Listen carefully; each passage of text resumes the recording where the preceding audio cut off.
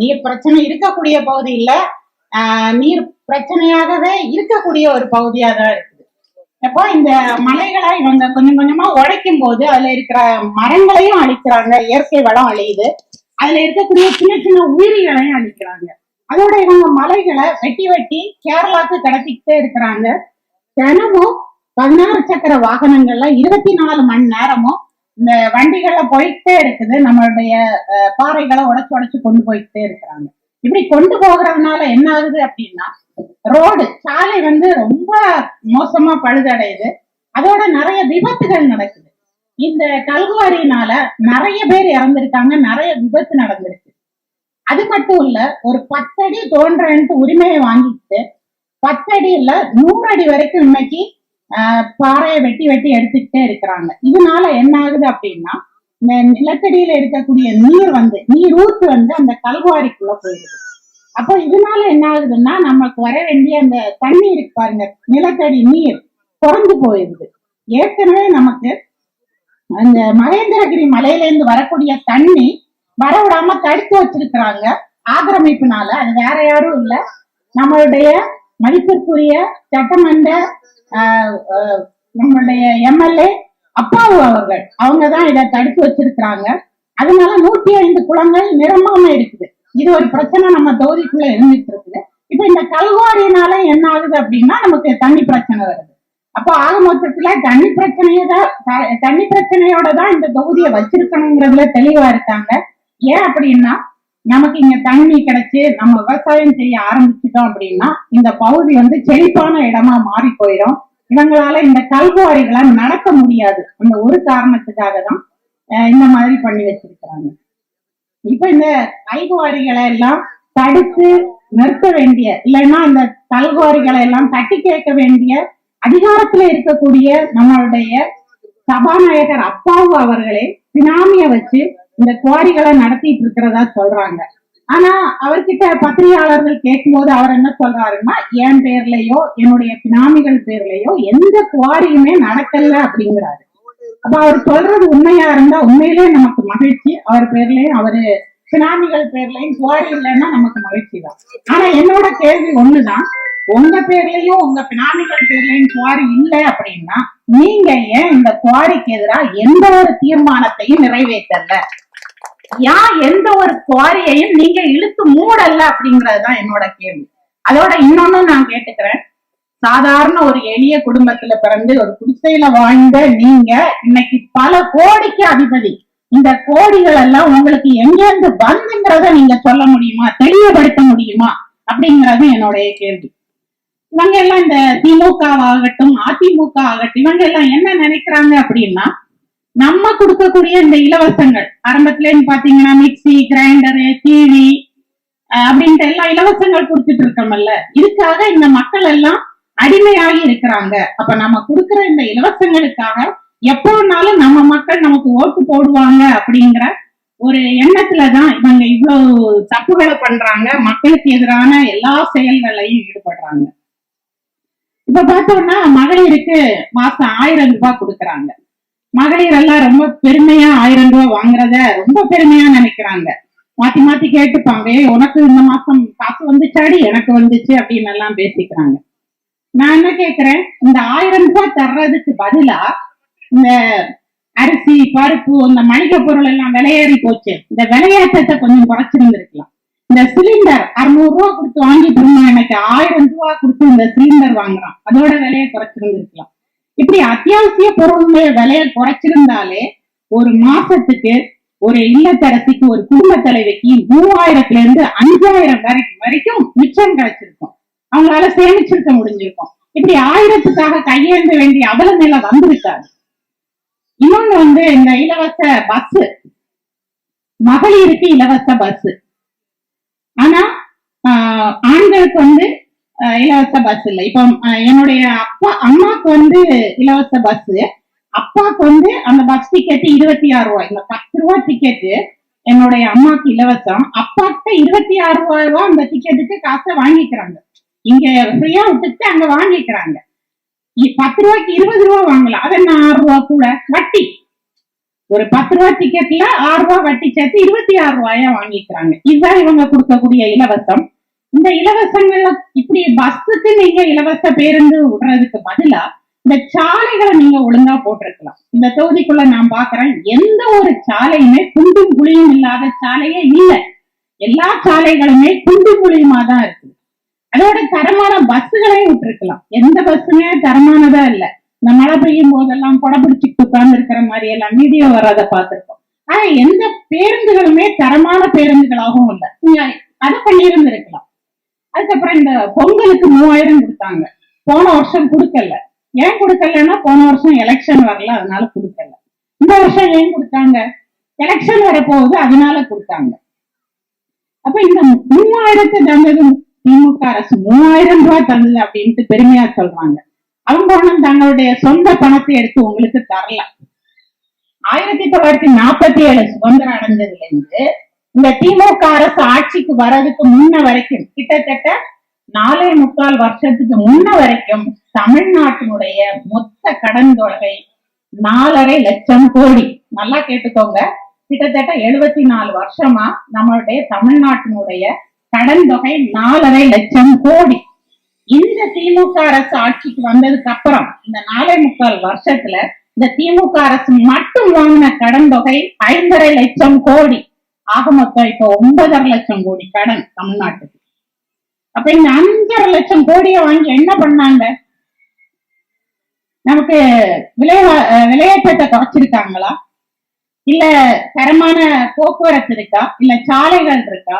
இல்ல சாலைகள் தோறும் பெருவிளக்குகள் இருக்கா? இன்னைக்கும் பல கிராமங்கள் இருள்ல இருக்கிறத நம்ம பார்க்க முடியுது. தெருவிளக்குகளே இருக்காது. இல்ல நமக்கு சரியான தரமான குடிநீர் தந்திருக்காங்களா? அதுவும் இல்லை. இல்ல அரசாங்க ஊழியர்களுக்கு பென்ஷன் கொடுத்திருக்காங்களான்னா அதுவும் இல்லை. இந்த போராடிட்டு இருக்கக்கூடிய படிச்சுட்டு வேலை இல்லாம இருக்கக்கூடிய இந்த பட்டதாரிகளுக்கு வேலை கொடுத்திருக்காங்களான்னா அதுவும் இல்லை. எல்லா பக்கமும் போராட்டம் தான். இப்ப கூட ஒரு வாரத்துக்கு முன்னாடி தோமையார்புரம் பகுதியில மக்கள் தூண்டில் வளைவு வேணும்னு கேட்டு போராடினாங்க. அந்த மக்களை இந்த தேர்தல் வர்றதுனால நாங்க கண்டிப்பா உங்களுக்கு தூண்டில் வளைவு அமைச்சு தருவோம்னு சொல்லி ஏமாத்தி அந்த மக்களை அந்த போராட்டத்தில இருந்து வெளியே வர வச்சிருக்காங்க. நான் இந்த இடத்துல அறிவிக்கிறேன், இந்த தேர்தலுக்கு முன்னாடி இந்த திமுக அரசு அந்த மக்களுக்கு தூண்டில் வளைவு அமைச்சு கொடுக்கல அப்படின்னா அந்த மக்கள் கூட சேர்ந்து நாங்க உறுதியா போராடுவோம் அப்படிங்கறத இந்த இடத்துல நான் தெளிவா சொல்லிக்க விரும்புறேன். இப்படி எல்லா பக்கமும் போராட்டம் தான். செவிலியர்கள் ஒரு பக்கம் போராட்டம், தூய்மை பணியாளர்கள் ஒரு பக்கம் போராட்டம், இப்ப எல்லாரும் ஒவ்வொரு பக்கம் போராடிட்டு இருக்கீங்க. நீங்க அவங்களுக்கு ஏதாச்சும் செஞ்சிருந்தீங்கன்னா கூட பரவாயில்ல. இந்த 5.5 லட்சம் கோடி கடனை வாங்கி எதுவுமே இல்லை. திமுக அரசு பெருமையா அறிவிக்குது, எங்களுடைய ஆட்சி காலத்துல நாங்க 1 லட்சம் போராட்டங்களுக்கு அனுமதி கொடுத்திருக்கிறோம் அப்படின்ட்டு பெருமையா அறிவிக்குது. இது பெருமைப்பட வேண்டிய விஷயம் அல்ல, அசிங்கப்பட வேண்டிய விஷயம். அப்போ நாட்டுல 1 லட்சம் இது பிரச்சனைகள் இருக்குன்னு தானே அர்த்தம். 1 லட்சம் போராட்டங்கள் நடக்குதுன்னா 1 லட்சம் பிரச்சனைகள் இருக்குன்னு தானே அர்த்தம். அப்போ இது உங்களுடைய நிர்வாக சீர்கேடை தான் காட்டுது. இப்படியெல்லாம் இந்த திராவிட இல்ல அதிமுக 2 கட்சிகளுமே ஒண்ணுதான். திமுக அதிமுக ரெண்டுமே ஒண்ணுதான். இந்த 2 கட்சிகளுமே இப்படி இலவசங்களை கொடுத்து மக்களை ஏமாத்திக்கிட்டே இருக்கிறாங்க. நாங்களும் இலவசங்களுக்கு எதிரானவர்கள் அல்ல, நாங்களும் இலவசம் கொடுப்போம். ஆனா என்ன கொடுக்க போறோம் அப்படிங்கறதுதான் விஷயம். இப்ப நாங்க ஆட்சிக்கு வந்தால் ஆரம்ப கல்வி முதல் ஆராய்ச்சி கல்வி வரை இலவசமா தருவோம். இப்ப நம்ம சாதாரண இந்த நடுத்தர குடும்பத்துல இருக்கக்கூடிய மக்கள் தங்களுடைய பிள்ளைகளை தனியார் பள்ளிக்கூடத்துல கொண்டு போய் படிக்க வைப்பாங்க. ஏன் அப்படின்னா இந்த கவர்மெண்ட் ஸ்கூல்ல சரியான கட்டட வசதி இருக்காது, ஆசிரியர்கள் பற்றாக்குறை இருக்கும், சரியான படிப்பு இருக்காது, இப்படி பல காரணங்கள். ஏன்னா இன்னைக்கு கவர்மெண்ட் பள்ளிக்கூடம் எதுவுமே நல்லா இல்லை. ஆரம்ப காலத்துல இருந்துச்சு, கவர்மெண்ட் பள்ளிக்கூடத்துல படிச்சவங்கதான் நிறைய பேர் பெரிய ஆளா இருக்கிறாங்க. அதெல்லாம் நான் குறை சொல்ல வரல. ஆனா இன்னைக்கு இருக்க சூழலை நான் சொல்றேன், கவர்மெண்ட் பள்ளிக்கூடம் இன்னைக்கு தரமானதாக இல்லை. அதனால மக்கள் என்ன பண்றாங்கன்னா கொண்டு போய் தனியார் பள்ளிக்கூடத்துல சேர்க்கிறாங்க. 12 இந்த ப்ரீகேஜி, எல்கேஜி, யூகேஜி எல்லாம் சேர்த்து கிட்டத்தட்ட 15 வருடம் குழந்தைங்க தனியார் பள்ளிக்கூடத்துல படிக்குது. ஒரு வருஷத்துக்கு குறையாம 50,000 ஃபீஸ் கட்டுவாங்க. 50,000ங்கிறது நான் சொல்றது ரொம்ப குறைவு. குறையாம 1,00,000 கட்டுவாங்க. 50,000 வச்சுப்போம். 50,000 கட்டுறாங்க. அப்போ 15 வருஷம் இந்த பிள்ளைங்க படிப்பை முடிச்சுட்டு வெளியே வரும்போது இவங்க கட்டுற தொகை 7,5 லட்சம் ரூபா. சரியா? 7,5 லட்சம் ரூபாயில படிச்சுட்டு வெளியே வர முடியாது 12ஆம் கிளாஸ் வரைக்கும். நான் சொல்றது சும்மா குசுமைப்பா சொல்றேன். குறையாம 15 லட்சத்துக்கு மேல ஆகும். பாதியாவே வச்சுப்போம். நம்ம 7,5 லட்சம் ரூபான்னு வச்சுக்கோங்க. 2 குழந்தைங்க இருக்க வீட்டுலன்னா 7,5 15 லட்சம் ரூபா. சரியா? இந்த 15 லட்சம் ரூபாய் உங்களுக்கு பெருசா தெரியுதா? இல்ல இந்த மாசம் இந்த கவர்மெண்ட் கொடுத்துட்டு பாருங்க 1000 ரூபாய் ஒரு வருஷத்துக்கு சேர்த்தீங்கன்னா எவ்வளவு வரும்? 12,000 தான் வரும். இந்த 12,000 உங்களுக்கு தேவையா இல்ல 15 லட்சத்தை நீங்க சேமிக்க போறீங்களான்ட்டு இங்க இருக்கக்கூடிய தாய்மார்கள் தான் முடிவு பண்ணணும். அதுக்கப்புறம் நாங்க என்ன இலவசமா தருவோம் அப்படின்னா, மருத்துவம் 1 ரூபா முதற்கொண்டு 1 கோடி வரைக்குமான மருத்துவத்தை நாங்க இலவசமா தருவோம் அப்படின்னு அறிவிக்கிறோம் எங்க கட்சி, நாம் தமிழர் கட்சி. இன்னைக்கு நம்ம அரசாங்க ஆஸ்பத்திரிகள் இருக்கு. அங்க போனீங்கன்னா சரியான சுகாதாரம் இருக்காது, மருந்துகளும் இருக்காது, டாக்டர்ஸும் இருக்க மாட்டாங்க, நர்ஸும் இருக்க மாட்டாங்க, யாரும் இருக்க மாட்டாங்க. சில சின்ன சின்ன நோய்களுக்கு தான் மருந்துகளும் கிடைக்கும். பெரிய பெரிய நோய்கள்னா என்ன சொல்லுவாங்க? வேற ஆஸ்பத்திரிக்கு போங்க அப்படிதான் சொல்லுவாங்க. இதனாலயே என்ன ஆகுதுன்னா பெரிய தனியார் ஆஸ்பத்திரிக்கு போக வேண்டிய ஒரு நிலைமை இருக்குது. அங்க போகும்போது ஒவ்வொரு நோய்க்கும் பல லட்சங்களை செலவு பண்ண வேண்டிய ஒரு கட்டாய சூழல் இருக்கு. ஆனா நம்ம கட்சி ஆட்சிக்கு வந்தால் எல்லாருக்கும், யாரா இருந்தாலும் சரி, சாதாரண ஒரு ஏழையா இருந்தாலும் சரி, முதலமைச்சரா இருந்தாலும் சரி, அரசாங்க மருத்துவமனைக்கு தான் போகணும். 1 ரூபா முதல் 1 கோடி வரைக்குமான மருத்துவ செலவை அரசே ஏற்கும். அப்ப நீங்க இப்ப முடிவு பண்ணணும், இந்த இலவச பஸ் உங்களுக்கு தேவையா இல்ல 1 கோடி ஆனாலும் செலவு செய்யக்கூடிய இந்த மருத்துவ வசதியை தரேன்னு சொல்லக்கூடிய நாம் தமிழர் கட்சி உங்களுக்கு தேவையா அப்படிங்கிறத மக்கள் இந்த இடத்துல முடிவு பண்ணிக்கோங்க. அடுத்ததா இலவச குடிநீர் தருவோம் அப்படின்ட்டு நாங்க உறுதியளிக்கிறோம் எங்க கட்சி. இன்னைக்கு பாத்தீங்கன்னா இந்த குடிநீருக்காக நம்ம நிறையவே செலவு பண்றோம். நிறைய வீடுகள் காசு கொடுத்துதான் இன்னைக்கும் குடிநீரை வாங்கிட்டு இருக்காங்க. இன்னொன்னு பொதுவாக இந்த தொகுதி வறண்ட தொகுதி. வறண்ட தொகுதின்னு சொல்லக்கூடாது, வறண்ட தொகுதி ஆக்கி வச்சிருக்கிறாங்க. குளங்களை நிறைய விடுறது இல்ல. குளங்கள் நிரம்பிச்சுன்னா இந்த பகுதி விவசாய நிலமா மாறிடும்.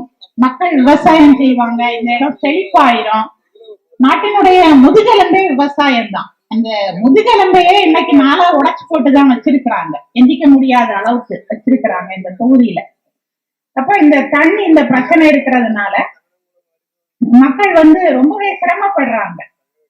அப்ப நாங்க ஆட்சிக்கு வந்தால் இந்த குடிநீரை தரமா இலவசமா தருவோம் அப்படிங்கிறத உறுதியளிக்கிறோம். அதோட இன்னொன்னு நான் சொல்லிக்கணும்னு நினைக்கிறேன். இந்த மிட்டாதார் குளத்துல நம்பியாறு தண்ணி கடல்ல வீணா கலக்குது. இந்த வீணா கலக்கக்கூடிய இந்த தண்ணி விவசாயத்துக்கும் மக்களுக்கும் பயன்படணுங்கிறதுக்காக எங்க கட்சி ஆட்சிக்கு வந்தால் இங்க ஒரு தடுப்பணையை கட்டுவோம் அப்படின்ட்டு நான் இந்த இடத்துல உங்களுக்கு உறுதி கொடுக்கிறேன்.